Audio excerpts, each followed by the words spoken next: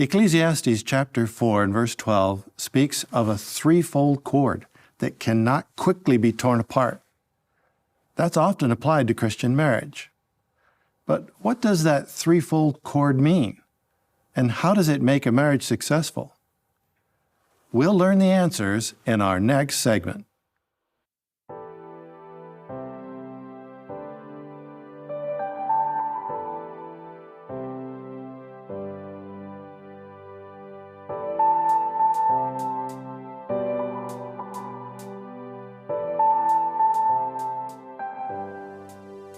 So it was summertime, a group of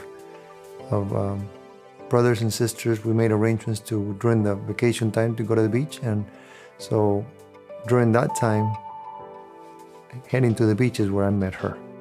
I had met her sisters, but I had not met her. My grandparents and my aunt were a very important part in raising me and my sisters. They learned the truth first in Ecuador, and we always lived close by. I always went to visit them, and they helped my parents in guiding me into the truth. The first 3 or 4 years of our marriage, we were about an hour and a half away from my family, and that was really hard on me because I'm close to my sister, so it was kind of hard being so far. To me, that was really far. I knew early on that one of the most important things that I needed in a mate is someone who loves Jehovah.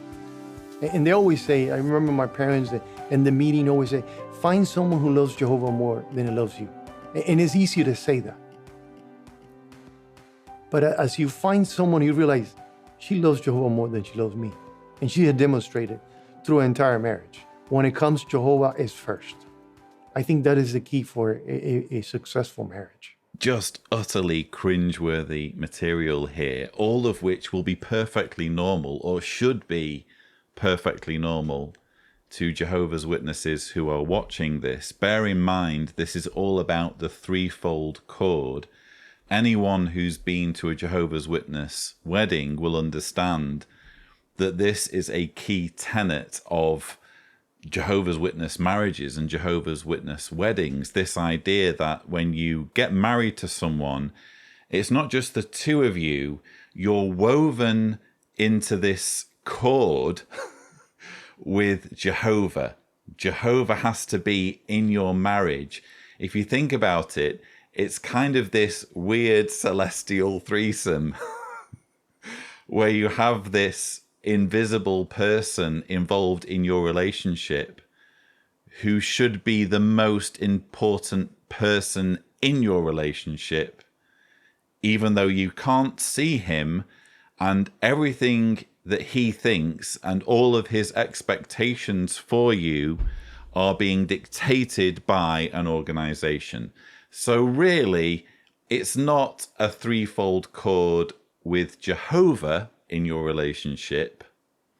It's a threefold cord with Jehovah's organization in your relationship, meaning the governing body. The governing body make up the third part of the threesome, if you think about it.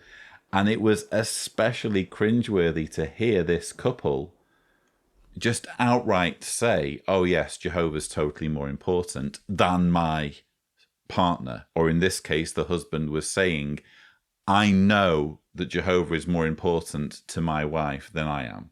I know that my wife loves Jehovah more than she loves me. It's one thing to have this as kind of a hypothetical scenario or something that Jehovah's Witnesses should aspire to, but I don't think I've ever seen before a couple just outright say, oh yes, I know I play second fiddle to Jehovah in our marriage, which when it all boils down to it really means I play second fiddle to the religion. The threefold cord is the routine in which Jehovah is included in the marriage. From reading the Bible together, to going in the ministry together, to doing everyday things together. And as you do this, Jehovah is present in your marriage. We always think that it's our Bible reading. Actually, we don't think. We realize our Bible reading is very important for us. We pick a book, we start reading it, and we know that is what keeps us together. We were both already pioneering before we got married, and as we got married, we just figured out a way to continue pioneering together. Just make sure to start our spiritual careers together. So we have to always depend on Jehovah, which is the best person to always depend on.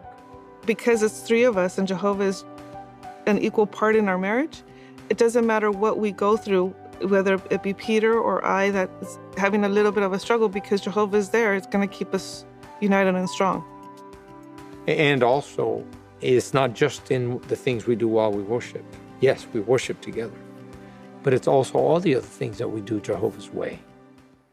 When husbands and wives are united with Jehovah, their marriage is as strong as that threefold cord. Is that so, John Ekron? Well, I think I would take a different message from this. I would take the message that there is this weird celestial threesome arrangement going on, which again isn't really celestial. It has nothing to do really with God. It has everything to do with an organization.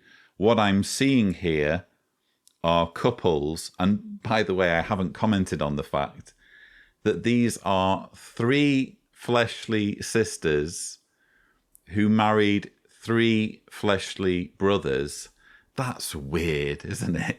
This just screams to me that there was a very limited pool of potential partners when all of these people were at the time in their lives where they were looking to get into a relationship, to the point where you just basically had two families merging, which is what's being described here. But going back to this freaky, kind of kinky threesome situation, it's not really celestial. It's not really divine. God has no part in this. It's all about the organization.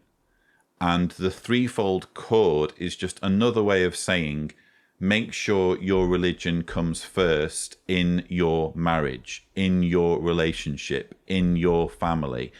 And I can't see how this would benefit a marriage, which is what John Ekron says at the end there. Oh, this is going to strengthen your relationship. Everything's going to be great so long as you keep Jehovah front center. No, what's going to happen is, if either spouse wakes up to the fact that they're in a cult, it's going to kill the marriage. Because the other spouse, if they take this advice seriously, will, as we've seen shown very vividly in these testimonials, they will view Jehovah as more important than their spouse. That's how witnesses are being trained to think in this bizarre material. So that losing one's faith is the end, essentially, of your marriage. This in no way strengthens a relationship. If anything, this undermines a relationship, and it gets even more tragic, obviously, if you have children involved, because exactly the same mentality applies in a family arrangement with children. No matter how much you think you love your child, if your child ever strays from the religion and they're old enough to leave home, you should get rid of them, because Jehovah comes first, not just in your marriage, but in your family.